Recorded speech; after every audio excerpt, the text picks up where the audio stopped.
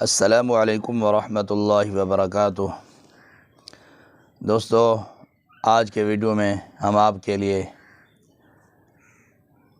دمہ کے مرض کے لیے انتہائی کم قیمت اور رزلٹ کے اعتبار سے 100% رزلٹ کے اعتبار سے 100% گارنٹی شدہ نسخہ لے کر حاضر ہوئے ہیں۔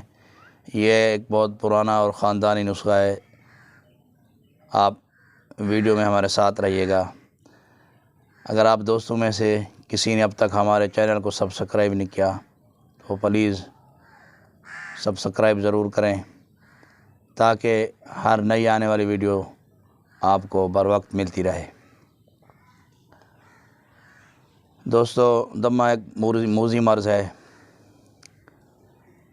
دن کو تو انسان جیسے تیسے دن گزار لیتا ہے، رات کو دمہ کے مریض کو نیند بالکل نہیں آتی۔ حالانکہ اللہ تعالیٰ نے انسانوں کے لیے رات کو سکون بنایا ہے، کیونکہ اللہ نے قرآن مجید میں فرمایا ہے وَجَعَلَ اللَّيْلَ سَكَنًا، میں نے رات کو بنایا سکون کے لیے تاکہ تم سکون حاصل کر سکو۔ لیکن دمے کا مریض بے سکونی کی حالت میں ہوتا ہے، کھانسی شدید ہوتی ہے اور سانس پھول جاتا ہے، سانس کی تنگی ہوتی ہے، دشواری ہوتی ہے، سانس بحال نہیں ہوتا۔ مریض پھر سیدھا اٹھ کر بیٹھ جاتا ہے، بیٹھ جائے تو کچھ سانس بحال ہوتا ہے، اگر لیٹا رہے تو سانس میں تنگی ہوتی ہے۔ اور یہ رات کو دمہ کے مریض بہت زیادہ تنگ ہوتے ہیں، عموماً ہمارے تجربہ میں آیا ہے۔ یہ ایک نہایت موذی مرض ہے۔ پھر جب یہ بڑھ جاتا ہے دمہ، پھر کھانستے سانس کی تنگی ہونے سے بعض اوقات مریضوں کا پیشاب بستر میں نکل جاتا ہے اور پھر آہستہ آہستہ انسان موت کے منہ میں چلا جاتا ہے۔ دوستو، یہ نہایت کم قیمت نسخہ آپ کو میں بتا رہا ہوں۔ آپ سے گزارش ہے، اگر آپ دوستوں میں سے کسی کو یہ مرض ہو یا آپ کے کسی عزیز رشتہ داروں کو مرض ہو تو اس نسخہ کو پھیلائیں، شیئر کریں، کسی بھی انسان کا بھلا ہو جائے تو اللہ تعالیٰ ہم سے راضی ہو جائے گا۔ نسخہ آپ نوٹ کریں، میں آپ کو بلا تاخیر مختصر سے وقت میں نسخہ بتانے لگا ہوں۔ دوستو، آپ نے سب سے پہلے صحرائی کبوتر لینا ہے، اسے جانگلی کبوتر بھی کہتے ہیں یا جنگلی کبوتر۔ اس کی پہچان یہ ہے کہ ایک تو اس کا کلر جو ہوتا ہے وہ راکھ کی مانند ہوتا ہے اور سرمئی کلر بھی اسے کہتے ہیں۔ آنکھیں بالکل ریڈ کلر کی، لال کلر کی ہوتی ہیں۔ یہ آپ نے صحرا سے، جنگل سے پکڑوانا ہے یا جو کبوتر کا کام کرتے ہیں ان کو کہنا ہے، اور بالکل جانگلی کبوتر لینا ہے۔ کسی کے گھر میں اس کے ملتے جلتے مشابہ شکل کا کبوتر، گھریلو کبوتر بالکل نہیں لینا، ورنہ جو نسخہ کا رزلٹ ہے آپ کو نہیں ملے گا۔ نسخہ نوٹ کریں، اجوائن خراسانی، اجوائن خراسانی لینی ہے جی۔ اجوائن کی بھی قسم ہے، ایک دیسی اجوائن بھی ہوتی ہے، تو آپ نے جب نسخہ لینا ہے تو اجوائن خراسانی کہنا ہے۔ یہ 5 تولہ۔ دوسرا آپ نے لینا ہے جی نمک لاہوری، 5 تولہ۔ یہ نمک لاہوری یہ گھر میں ہم استعمال کرتے ہیں، اسے کہتے ہیں۔ اجوائن دیسی، تیسری چیز، یہ بھی 5 تولہ لینی ہے۔ اس پر سیمل فار، یہ آپ نے 2 ماشا لینا ہے۔ اچھا جی، صحرائی کبوتر کو آپ تکبیر پڑھ کر بسم اللہ واللہ اکبر، بسم اللہ اللہ اکبر، آپ نے تکبیر پڑھنی ہے۔ آپ تکبیر پڑھ کے 3 مرتبہ تکبیر پڑھ لیں یا 1 مرتبہ پڑھ لیں۔ آپ نے تکبیر پڑھ کے جی کبوتر کو ذبح کرنا ہے حلال طریقہ کے مطابق۔ کبوتر ذبح کرنے کے بعد آپ اس کے اندر سے جو علائش ہوتی ہے، جو اوپر سے اس کے پر ہوتے ہیں، وہ بھی آپ نے صاف کرنے ہیں، اچھی طرح اسے بنانا ہے۔ اچھا، اس کا پیٹ چاک کرنا ہے، اس کی آنتیں اور اس طرح معدہ وغیرہ وہ نکال لینا ہے۔ جب کبوتر آلائش سے پاک ہو جائے،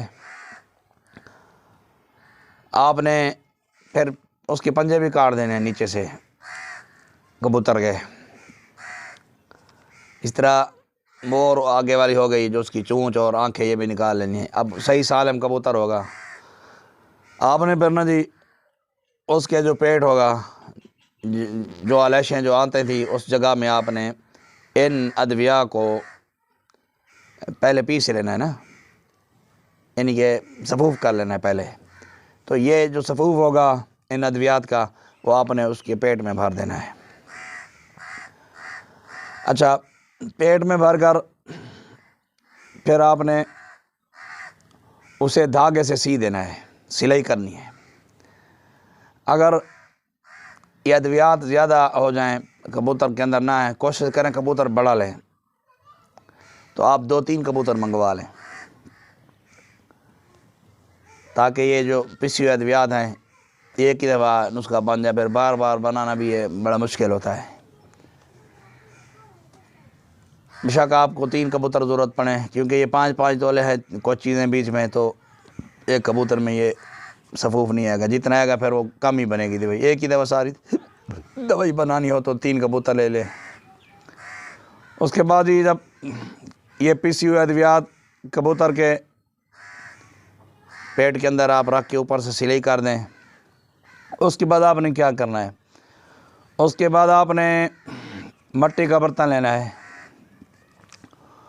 اس کے اندر آپ نے اس کبوتر کو، سیلے ہوئے کبوتر کو مٹی کے برتن کے اندر رکھ دینا ہے۔ پھر آپ نے جی گڑھا کھودنا ہے زمین کے اندر۔ گڑھا کھود کے آپ اس کے نیچے بھی اوپلے رکھیں، جسے سرائے کی زبان میں گوہے کہتے ہیں، جانوروں کے اوپلے ہوتے ہیں۔ پھر اس کے آگ لگائیں، جب وہ آگ اوپلوں کو لگ جائے، خشک اوپلوں کو، اوپر وہ برتن رکھ دیں، پھر اس کے اوپر بھی اوپلے رکھ دیں، سائڈ پہ بھی اوپلے رکھ دیں، تو اوپلوں سے بھر دیں برتن کو، آگ لگی رہے۔ جب کم از کم اوپلے جو ہے نا 10 سے 12 سیر ہوں یا 15 سیر ہوں، جب اوپلے اچھی طرح جل جائیں، اچھا وہ جو برتن ہو نا مٹی کا، اس کو اوپر سے ڈھانکنا بھی ہے، اسے اوپر سے ڈھانکنا بھی ہے، یعنی کہ اس کے اوپر جو تھالی ہوتی ہے مٹی کی وہ دینی ہے، پھر اس کو آٹا لگانا ہے یا کسی چیز سے بند کرنا، تاکہ اوپلوں کی راکھ اندر نہ جائے۔ جب پورے اوپلے جل جائیں، آپ نے وہ جو ہانڈی یا وہ جو برتن آپ نے رکھا ہو مٹی کا، وہ آپ نے نکالنا ہے۔ اس کے بعد جب ٹھنڈا ہو جائے برتن، آپ نے اس کے اندر سے وہ کبوتر نکال لینا ہے۔ کبوتر نکال کر آپ نے اسے ٹھنڈا ہونے دینا ہے۔ ٹھنڈا جب ہو جائے اسے باریک پیس لینا ہے۔ جب اچھی طرح پیس لیں گے تو آپ کی دوائی تیار ہو جائے گی۔ آپ نے 2 چاول جتنا شہد میں ملا کر، 1 تولہ شہد ہو، سمجھ لیں کہ 10 سے 12 گرام شہد ہو، 2 چمچ شہد کے، اور 2 چاول جتنا خوراک آپ نے اس نسخہ کی لینی ہے۔ وہ رات کو آپ نے کھلانی ہے مریض کو۔ اگر مرض میں شدت ہو تو دن کو بھی خوراک لی جا سکتی ہے، ورنہ 1 ٹائم کافی ہے۔ اگر کسی مریض کے مزاج میں خشکی ہو بہت زیادہ، تو آپ اسے 1 تولہ مکھن میں ملا کر بھی استعمال کر سکتے ہیں۔ اچھا، تیل اور ترشی، کھٹی چیزیں، بادی چیزیں، تلی ہوئی چیزوں سے ایسے مریض کو پرہیز کرائیں۔ بس 2 چاول جتنا صفوف آپ نے دمہ کے مریض کو استعمال کرانا ہے۔ انشاءاللہ بہت جلد یہ مرض جاتا رہے گا، اللہ کے فضل سے مریض صحت یاب ہو جائے گا۔ السلام علیکم ورحمۃ اللہ وبرکاتہ۔